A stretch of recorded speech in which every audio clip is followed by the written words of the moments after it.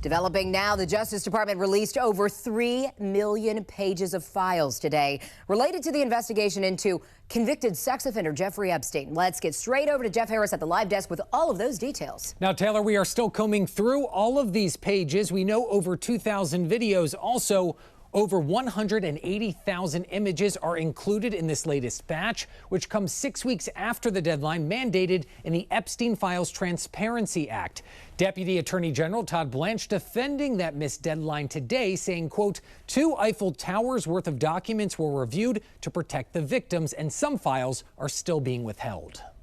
Any depiction of CSAM or child pornography was obviously excluded. Anything that would jeopardize an active federal investigation. And finally, anything that depicts or contain images of death, physical abuse, or injury.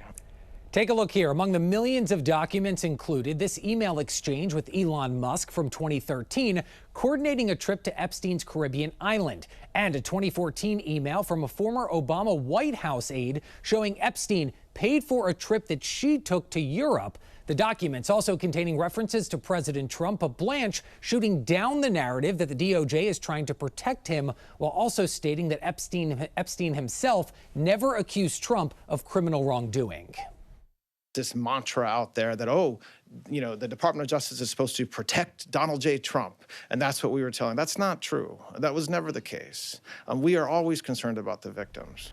Speaking of Epstein survivors also speaking out tonight, some saying they're being gaslighted by the administration, claiming they haven't been prioritized throughout this entire process. The DOJ released documents with their names. Some of them had their phone numbers and addresses attached. And you want to preach about transparency? Perhaps you were being, to me, it's deliberate. Now, based on a preliminary review, there is no suggestion that appearing in these documents implies any wrongdoing or criminal conduct. Blanche adding in that press conference earlier today, members of Congress can access unredacted versions of these files, which many expressed frustration about after prior releases. Joining us now to dive into the legal challenge further is former U.S. Attorney John Fishwick. John, thank you for being here tonight. First of all, what do the ramifications for being held in contempt of Congress actually look like for the Clintons? Is it financial? What could the ramifications be? Didi, the ramifications are serious. If you're found in contempt of Congress for defying a subpoena to testify at a deposition, you can be sentenced by a judge to up to 12 months in jail and or a $100,000 fine for defying that subpoena. So they're very serious. And the fact that both Republicans and Democrats voted today to find them in contempt out of the House Oversight Committee, I would fully expect that the Clintons are very seriously considering reversing course and testifying in those depositions because the consequences are significant. And you're also right. The split among some Democrats with the contempt votes was notable today. The Clintons do claim that the subpoenas are invalid and legally unenforceable. That's what they're saying. But there have also been some legal experts who say they do not have a case. What is the legal standard for depositions and for it to be transcribed, as that came up today as well? Yeah, I think it's going to be hard for the Clintons to negotiate ground rules that give them some sort of favoritism. It's going to need to be transcribed and be under oath. So if they do go to trial, though, these cases are fairly open and shut. Did you receive a subpoena? Did you show up to testify? And if you didn't, that's going to be perceived as contempt. So the other defenses about it being overbroad, et cetera, I don't think they'll fly. These are very much open and shut cases. Did you receive a subpoena and did you show up and testify? Separately, John, several conservative Supreme Court justices now appear skeptical of President Trump's attempt to fire Federal Reserve Governor Lisa Cook. As we listen to the justices' comments today, take a listen to this. Your position that there's no judicial review, no process required, no remedy available, a very low bar for cause that the president alone determines. I mean, that would weaken, if not shatter, the independence of the Federal Reserve that we just discussed. What are some of the implications here? You just heard Justice Kavanaugh's comments. If they do side with her for the extent of presidential power, what does this mean for President Trump?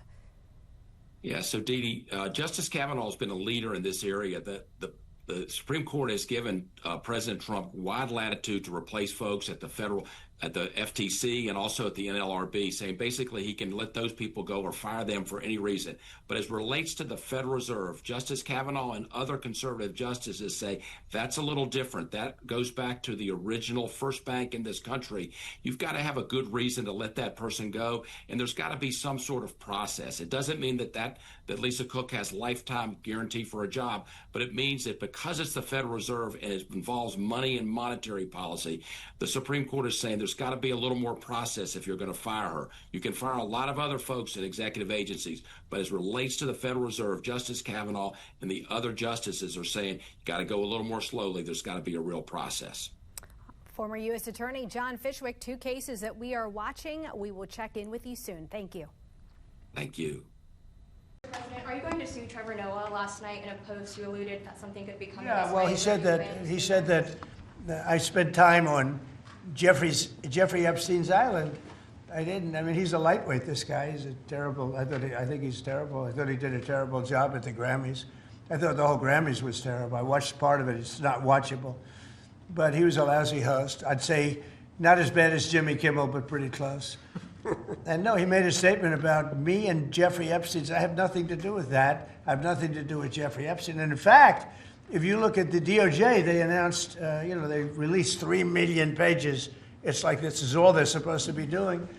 And frankly, the DOJ, I think, should just say, we have other things to do, because that whole thing has turned out, I mean, other than Bill Clinton and, Bill Gates and lots of people that there are a lot of questions about it, but nothing on me.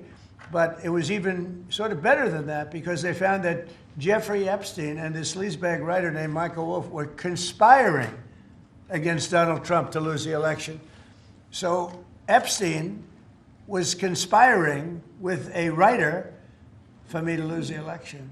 So right there, you know that I had nothing to do with this guy. But yeah, it's a terrible thing. The amount of time that's being wasted. When Epstein was alive, like 10 years ago, nobody cared about it. But they're only doing it. But now it's really hitting back on them because Bill Clinton is such a big part of it. The Democrats are pushing it.